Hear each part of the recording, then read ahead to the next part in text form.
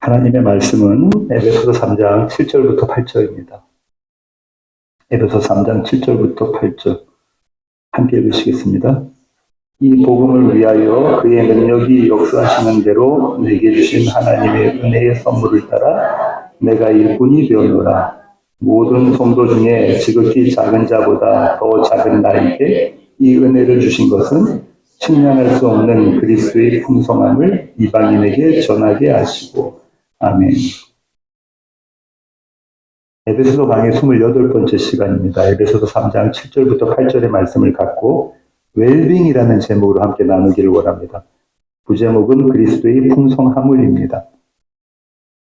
제가 어릴 적에는요, 거의 연배가 비슷하지 않습니까? 몇 분 빼고는.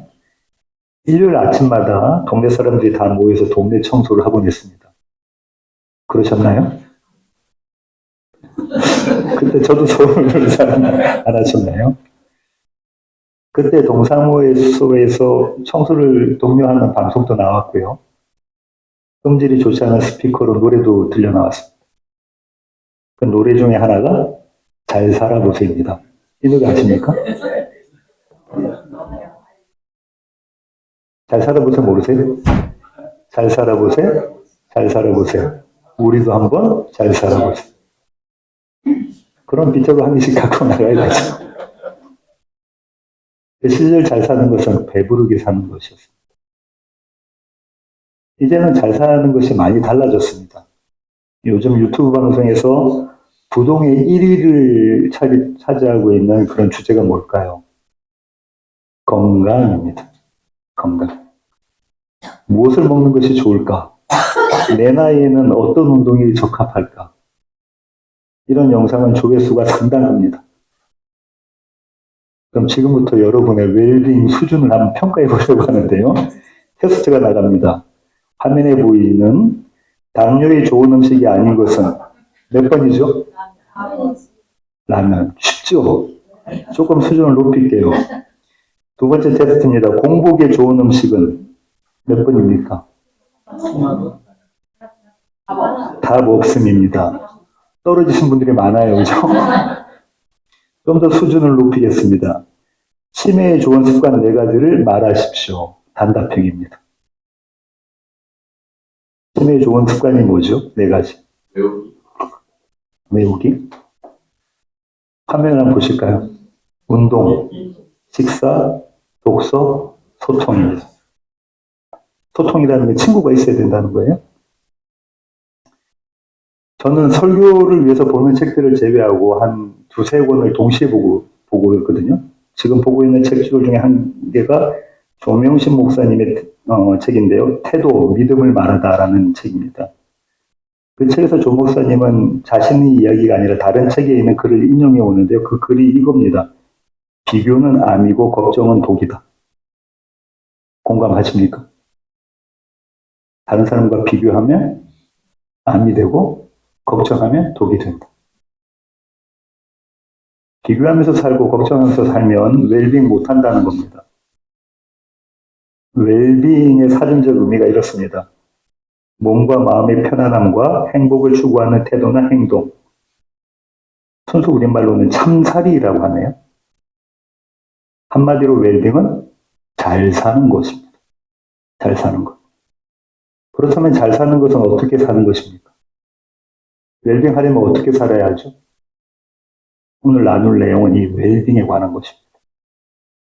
지난 시간까지 내용을 정리해보면요. 사도는 이렇게 3장을 시작했죠. 너희 이방인을 위하여 그리스도 예수의 포로가 된 나 바울은. 그리고 멈췄다고 그랬어요. 더 쓰지 못하고 멈췄다고 합니다. 원래는 기도를 하려고 했었어요. 어떤 단에서 멈췄죠? 갇힌 자, 포로에서 멈췄죠. 왜 멈췄습니까? 에베소 교회가 사도의 갇힘 때문에, 포로됨 때문에 낙심하고 있기 때문에 그런 거죠. 에베소 교회는 이 사도 바울이 투옥 때문에 굉장히 절망과 낙심과 염려 가운데 있었습니다. 그래서 그들을 사도는 위로해야 됐고요. 격려해야 됐습니다. 그 내용이 지금 저희가 살펴보고 있는 2절부터 13절의 말씀입니다. 사도는 이렇게 말합니다. 에베소 교회요. 하나님의 계시로 내게 그리스도 비밀을 알려주셨어. 하나님은 하나님의 계시로 내게 그리스도의 비밀을 알려주셨어. 그것이 앞선 1장과 2장입니다. 그것을 읽으면 내가 그 미를 알았다는 것을 너희가 알게 될 거야. 이 얘기는 무슨 말이라고 했죠? 너희도 그 비밀을 알기를 원한다. 그 비밀은 우리가 함께 상속자가 되고 함께 지체가 되고 함께 약속에 참여하는 자가 된 것이다. 이게 비밀이에요. 함께. 함께. 함께. 함께는 사랑 없이는 할 수 없는 겁니다. 그런가요? 사랑은 함께 없이도 할 수 없어요. 그렇게 주님은 당신의 사랑을 원인 삼아서 하나님의 사랑을 원인 삼아서 우리가 서로 사랑하게 하셨습니다. 하나님의 능력으로. 그렇게 이방인과 유대인이 하나가 됐습니다. 사도가 지금 이 얘기하고 있는 거예요. 이 일은 도저히 일어날 수가 없는 일이에요. 어떤 일이요? 이방인과 유대인이 하나가 되는 것. 이스라엘이 되는 것. 하나님의 백성이 되는 것. 도저히 일어날 수 없는 불가능한 일이었습니다. 근데 그 일이 일어났어요. 기적이죠.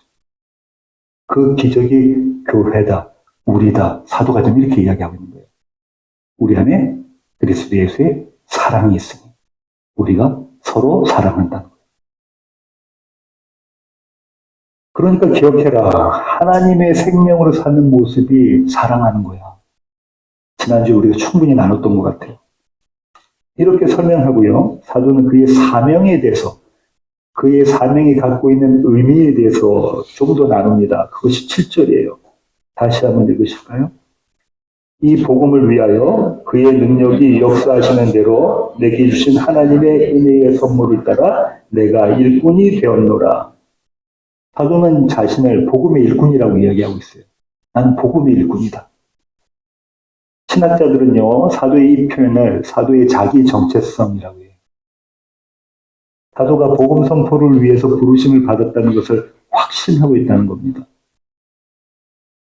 사도가 그의 정체성을 어떻게 이해하고 있는지 다른 편지들을 한번 보겠습니다. 사도는 로마서를 이렇게 시작합니다. 로마서 1장 1절입니다. 함께 읽으시겠습니다. 예수 그리스도의 종 바울은 사도로 부르심을 받아 하나님의 복음을 위하여 택정함을 입었으니 종은 노예예요. 그죠? 우리식으로 말하면 종. 당시 그 로마 제국 시대로 말하면 노예죠. 나는 종이다, 나는 노예다라고 지금 사도가 이야기하고 있는 거예요. 그리스도 예수의 종. 사도는 나는 그리스도 예수께 사로잡힌 바 되었다. 그분의 포로가 되었다고 말하고 있는 겁니다. 다시 말하면 나는 복음의 노예다. 고린도 교회에서는 사도가 한 수를 더 떠요. 고린도 전서 9장 16절 함께 읽으시겠습니다. 내가 복음을 전할지라도 자랑할 것이 없음은 내가 부득불 할 일임이라. 만일 복음을 전하지 아니하면 내게 화가 있을 것이로다. 복음을 전하지 않으면 어떻게 된대요? 화가 있다. 망한다는 거야. 내가 복음 전하지 않으면 망하겠다. 대단한 이야기예요. 그죠? 대단한 이야기입니다. 자기 정체성에 대해서 사도로서, 복음의 전도자로서, 선교사로서 조금도 흔들림이 없어요. 무서울 정도로 자기 확신을 갖고 있죠. 그런데 사도는요, 그렇게 확고한 자신의 사명에 대한 출처를 자신에게 두지 않아요. 내가 이렇게 확신을 갖고 있는데 이 확신의 출처는 나에게 있지 않다라고 이야기하고 있어요. 실제로 화면에 나올 텐데요. 사도는 자신의 사명을 어떻게 원인하고 있습니까? 그 원인이 두 가지가 있는데 그 두 가지가 뭐죠?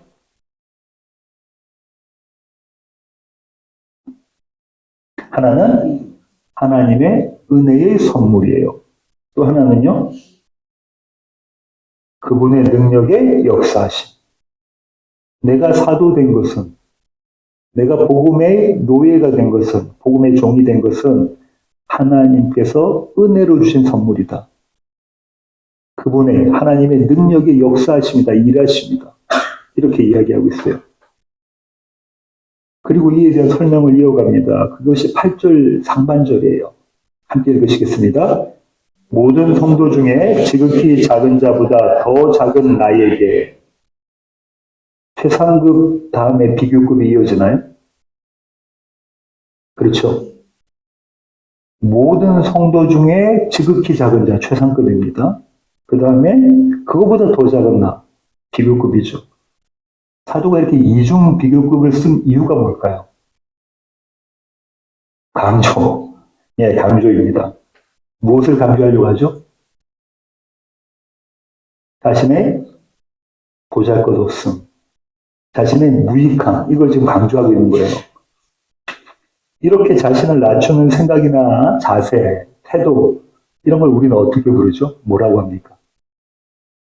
겸손입니다. 겸양, 겸손이죠. 사도는 지금 자신의 사명과 겸손을 한데 묻고 있어요. 도대체 무슨 이유로 사도에 그렇게 했을까?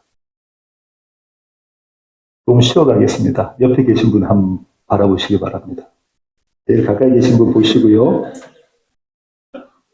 겸손하신가요? 평소에 겸손하십니까? 말씀하지 마시고 속으로만. 사도는 자신의 사역의 수고를 어떻게 이야기하냐면 이렇게 이야기하는데 제가 한번 읽어보겠습니다. 고린도 후서 11장 23절부터 28절입니다. 그들이 그리스도의 일꾼이냐 정신없는 말을 하거니와 나는 더욱 그러하도다. 내가 수고를 넘치도록 하고 옥에 갇히기도 더 많이 하고 매도 수없이 맞고 여러 번 죽을 뻔하였으니 유대인들에게 40에서 하나 감한 매를 5번 맞았으며 3번 태장으로 맞고 1번 돌로 맞고 3번 파선하고 일주야를 깊은 바다에서 지냈으며 여러 번 여행하면서 강의 위험과 강도의 위험과 동족의 위험과 이방인의 위험과 시내의 위험과 광야의 위험과 바다의 위험과 거짓 형제 중의 위험을 당하고 또 수고하며 애쓰고 여러 번 자지 못하고 줄이며 목마르고 여러 번 굶고 춥고 헐벗었노라.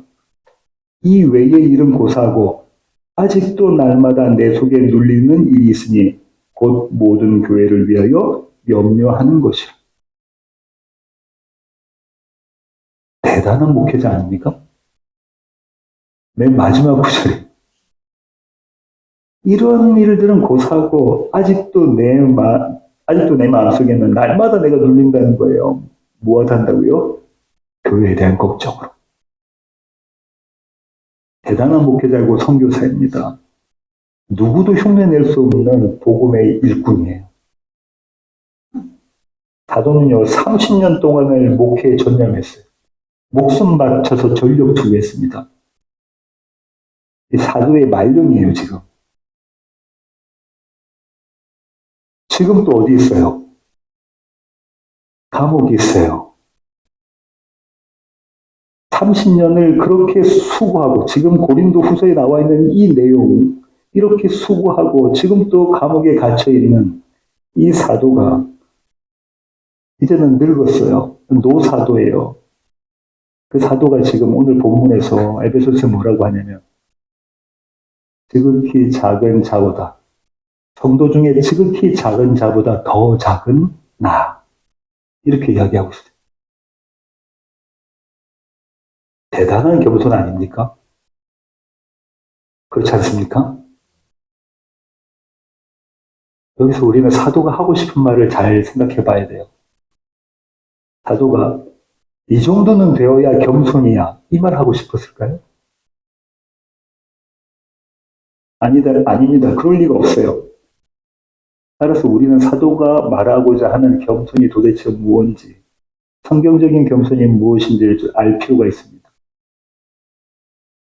저는 겸손의 다른 말이 내려놓음일 수도 있겠다 싶어요. 내려놓음.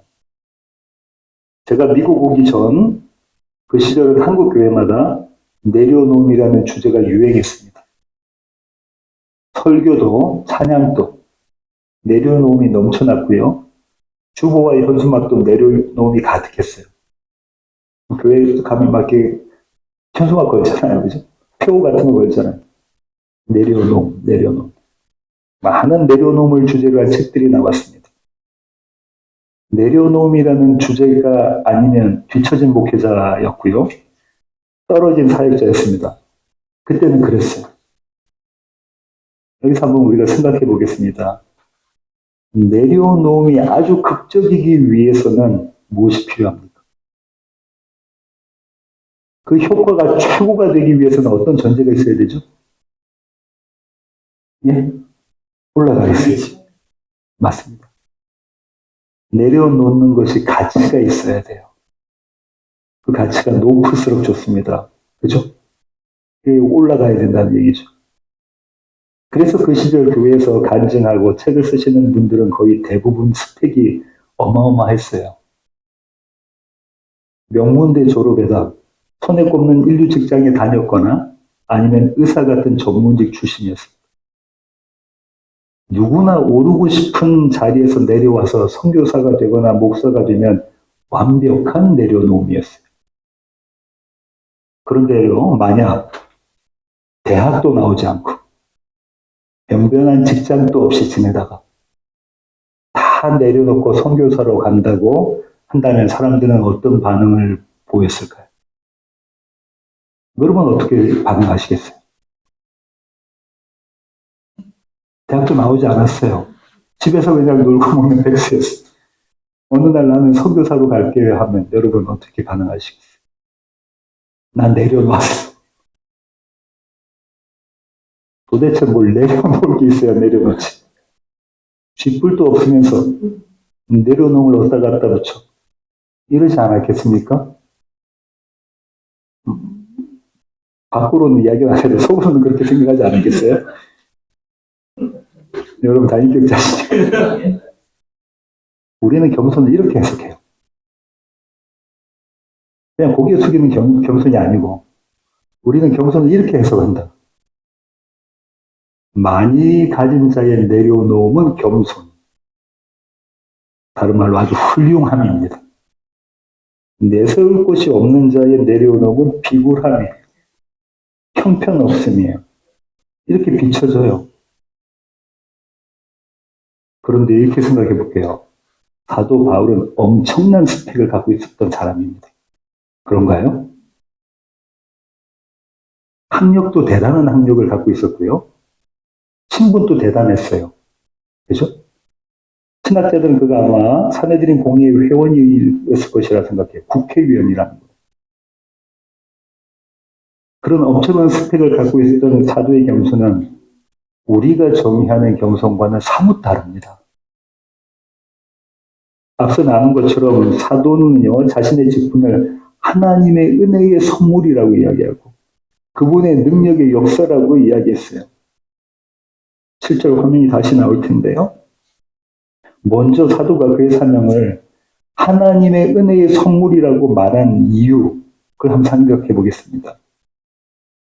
사도는 교회를 핍박했던 사람인가요? 그것도 대단한 열심을 갖고 위협과 살기가 등등하여 사도행전에 그렇게 누가가 기록해요.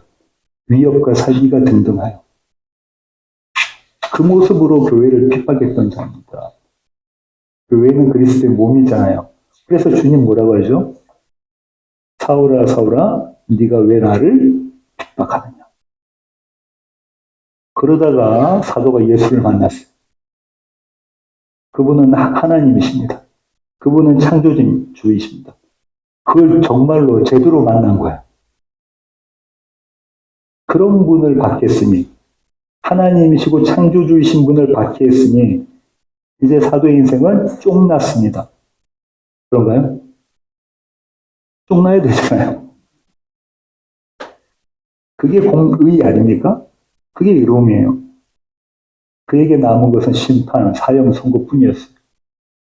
그런데 주님은 그런 그를 구원하셨습니다. 있을 수 없는 일이에요.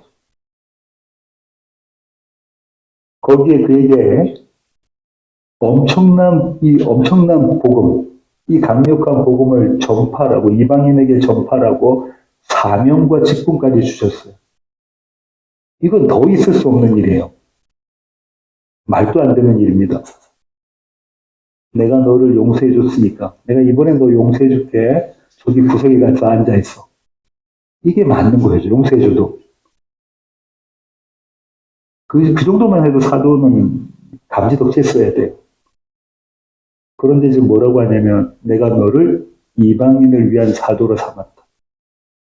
내가 너를 나의 복음을 전하는 자로 삼았다. 내가 너를 나의 발로 삼았다. 나의 입술로 삼았다고 이야기하고 계신 거예요. 은혜입니다. 은혜 외에는 설명할 수가 없어요. 그래서 사도가 이렇게 말하는 겁니다. 모든 성도 중에 지극히 작은 자보다 더 작은 나에게, 그런 나에게 주신 은혜의 선물을 따라 내가 복음의 일꾼이 되었다. 사람들은요, 겸손이 우리의 실력인 것처럼 말합니다. 그래서 종종 이렇게 조언해요. 더 큰 은혜를 원한다면 겸손이라는 시합에서 전력 질주해라.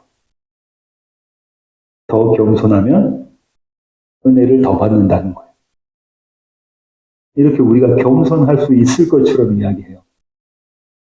정말 우리 스스로 겸손할 수 있습니까? 나를 한 자신 잘 들여보세요. 정말 우리 스스로 겸손할 수 있습니까? 빌립보 교회에 보낸 사도의 편지를 살펴보겠습니다. 빌립보서 3장 4절부터 9절 상반절까지인데요. 제가 읽겠습니다. 그러나 나도 육체를 신뢰할 만하며 만일 누구든지 다른 이가 육체를 신뢰할 것이 있는 줄로 생각하면 나는 더욱 그러하리니 나는 8일 만에 할례를 받고 이스라엘 족속이요 베냐민 지파요 히브리인 중에 히브리인이요 율법으로는 바리새인이요 열심으로는 교회를 박해하고 율법의 의로는 흠이 없는 자라. 그러나 무엇이든지 내게 유익하던 것을 내가 그리스도를 위하여 다 해로 여길 뿐더러 또한 모든 것을 해로 여김은 내 주 그리스도 예수를 아는 지식이 가장 고상하기 때문이라. 내가 그를 위하여 모든 것을 잃어버리고 배설물로 여김은 그리스도를 얻고 그 안에서 발견되려 함이니. 사도는 내가 가진 모든 것을 내려놓았다고 지금 이야기하고 있는 거예요. 내려놓으면 맞나요? 맞아요. 그러나 그 내려놓음이 자기의 능력이 아니라고 이야기하고 있는 겁니다. 그것은 하나님의 능력의 역사하심에 따른 거예요. 사도는 왜 이렇게 이야기했을까요? 내가 내려놨어요. 대단한 스펙도 다 내가 내려놓고, 근데 지금 사도가 내가 내려놓은 것이 아니라고 이야기하고 있는 거예요. 하나님의 능력의 역사시다라고 말씀하고 있는 겁니다. 왜 그럴까요? 설명을 위해서 제가 퀴즈를 드릴게요. 첫 번째 화면을 보십시오. 여러분 어떤 걸 택하시겠습니까? 왼쪽입니까? 오른쪽입니까? 네, 왼쪽이면 좀 정신이 이상합니다. 두 번째 화면 보십시오. 왼쪽입니까? 오른쪽입니까? 네? 누가 왼쪽이라고 하신 분도 계신 것 같아요. 오른쪽. 세 번째 화면 보십시오. 왼쪽입니까? 오른쪽입니까? 오른쪽. 자동적으로 그렇게 되나요? 오르멜이 그렇게 됩니까? 내려놓으면 이거에 자동적으로 되는 겁니다. 자동적으로. 사도가 지금 그 얘기하고 있는 거예요. 뭐라고요? 비교할 수 없는 거 두 개 갖다 놓고 있는데 그 중에 좋은 걸 내가 선택해야지. 이게 내려놓음이라는 거예요. 이해가 되시죠? 이 두 가지와 대조는 비교할 수 없어요. 도저히 말로는 다 표현할 수 없는 좋은 것이 있는데 그거 잡아야지.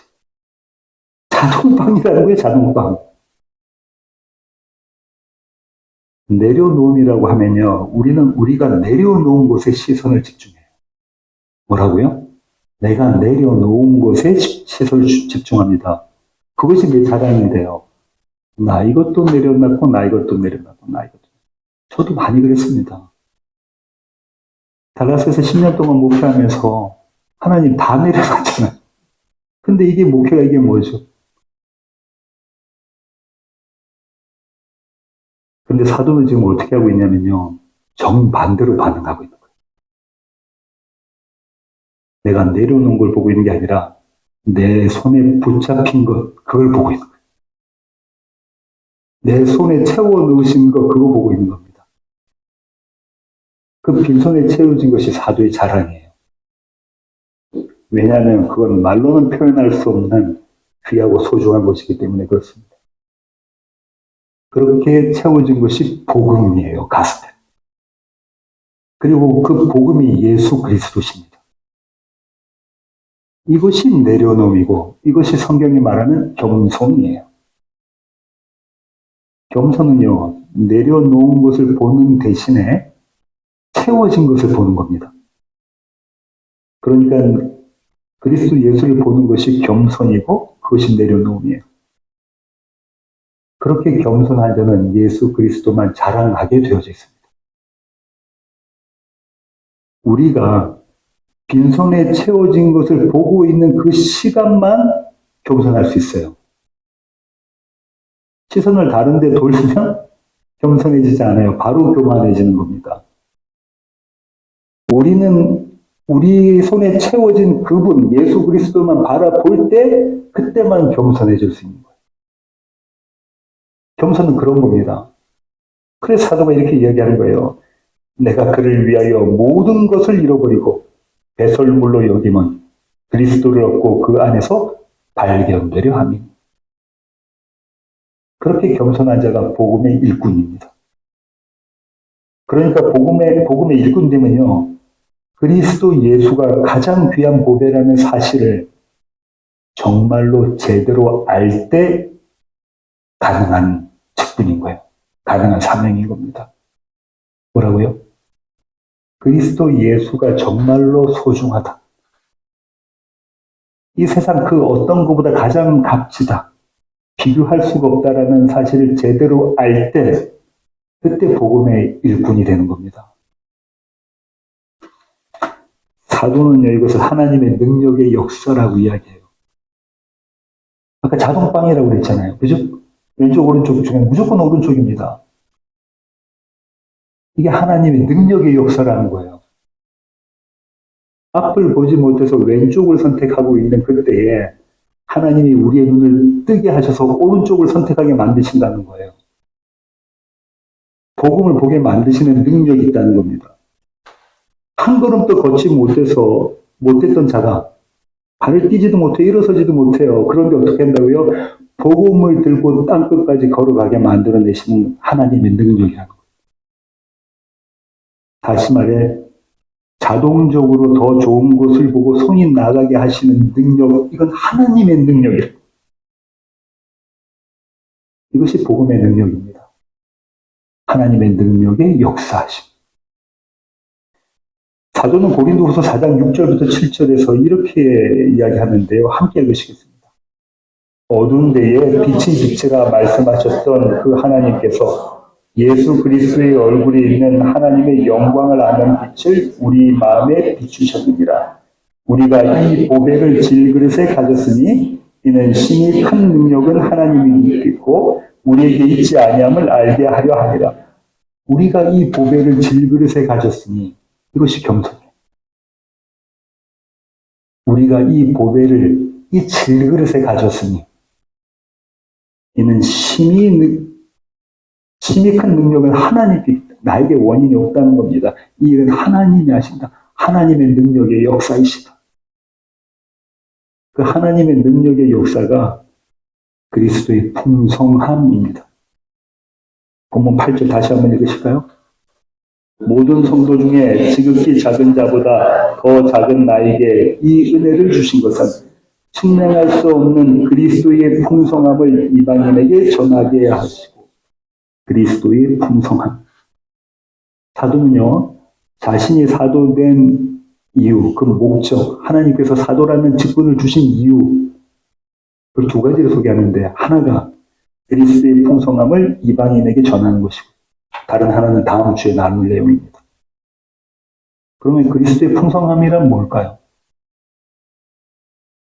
이 질문은요, 자연히 하나님께서 우리를 구원하신 목적이 무언가와 연관이 됩니다.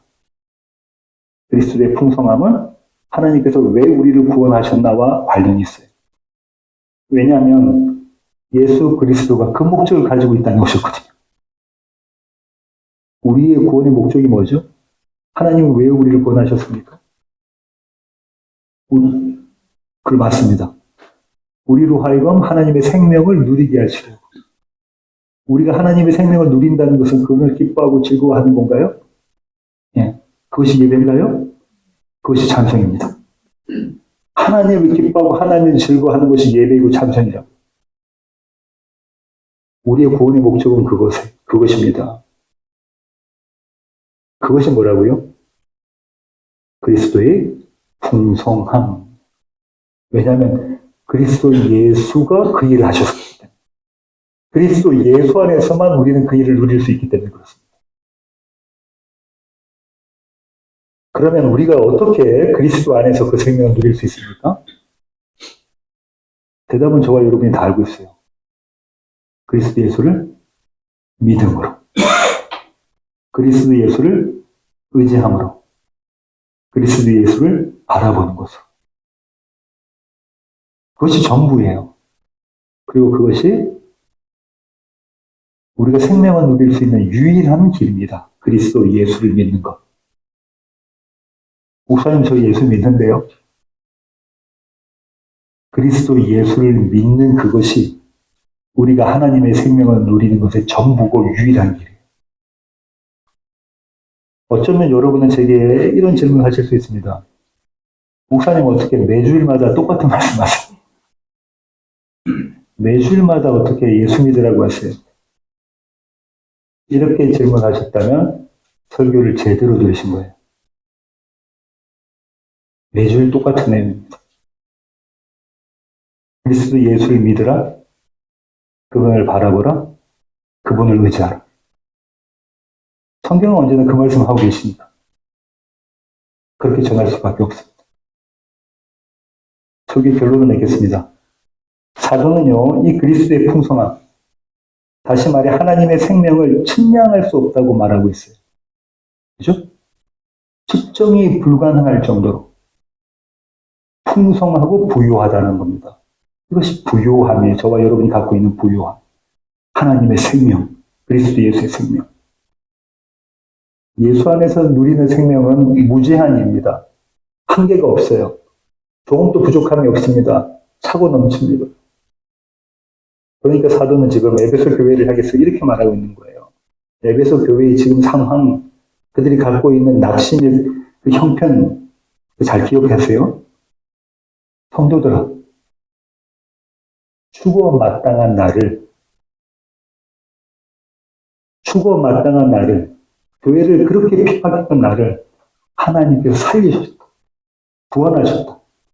그리고 나로 하여금 너에게 복음을 전하게 하셨다. 왜냐하면 그리스도의 풍성함을 누리라고. 하나님 생명을 누리라고. 그러니까 너희가 내려놓은 것 거기에 시선 두지 마. 이미 너에게 주어진 그것 거기에 너희 시선을 둬. 낙심하지 마. 절망하지 마. 기대해. 너희 빈손에 가득 채워진 참 보배, 그 생명을 누려라. 에베소 교회요. 이렇게 이야기하는 거예요, 지금. 이렇게 위로 격려하는 겁니다. 2000년이 더 지난 사건인가요? 그런데요, 2000년도 더 지났는데 사도는요, 오늘 또 저와 여러분에게 동일한 질문을 던집니다. 어떤 질문을 던지냐면 이런 질문을 던지는 거예요. 성도요, 어떻게 사는 것이 잘 사는 것인가? 무엇으로 오늘을 살고 있는가? 너희는 지금 웰빙하고 있는가? 이 질문에 대답을 갖고 있는 자들이 교회예요. 성도요, 어떻게 사는 것이 잘 사는 거야? 무엇으로 오늘 하루를 살아야 돼? 우리는 지금 웰빙하고 있는가? 이 질문에 대답을 갖고 있는 자들이 교회예요. 정확한 대답. 그 대답을 갖고 있는 자들은 낙심하지 않습니다. 지금의 상황과 형편이 문제가 되지 않아요. 왜냐하면 지금 여기서, 어디서요?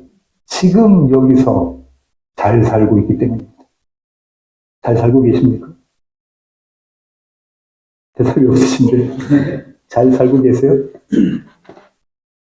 그리스도 예수의 생명으로 잘 살고 있는 자들이 교회입니다. 저와 여러분. 기도하시겠습니다. 주님, 그렇습니다. 하나님, 우리는 우리 손에서 내려놓은 곳에 시선을 둡니다.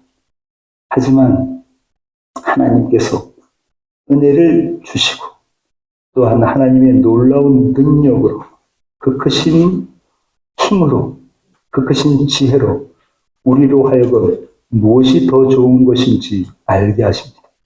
그것을 보게 하십니다. 그것을 붙잡게 하십니다. 주님 앞에 겸손하게 만들어내십니다.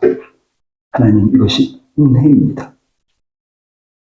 이 은혜를 통해서 우리가 하나님의 생명을 누리게 하시고 그래서 하나님을 바라볼 때 기뻐하고 즐거워하며 하나님을 예배하고 찬송할 수 있도록 하나님, 우리 모두를 붙잡아 주시옵소서. 귀하신 예수님의 이름으로 기도합니다. 아멘.